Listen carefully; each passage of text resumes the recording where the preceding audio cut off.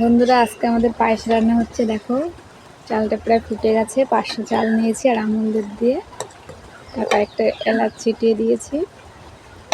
দেখো কত সুন্দর। এখনো মিষ্টি দিইনি। এখানে কাজু কিশমিশ নিয়ে নিয়েছি আর এই কাটিং মিশ্রি 1 কিলো নিয়েছি।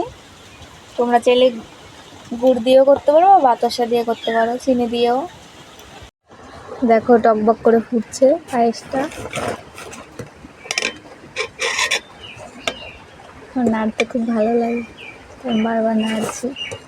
না নাড়লেও তো হবে না, নিচে লেগে যাবে।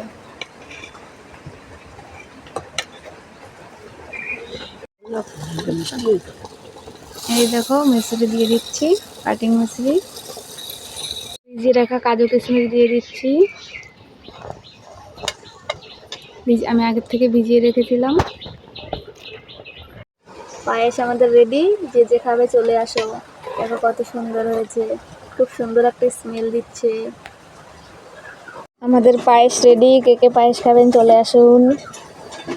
দেখুন কত সুন্দর পায়েস, কাটিং মিশ্রি দিয়ে।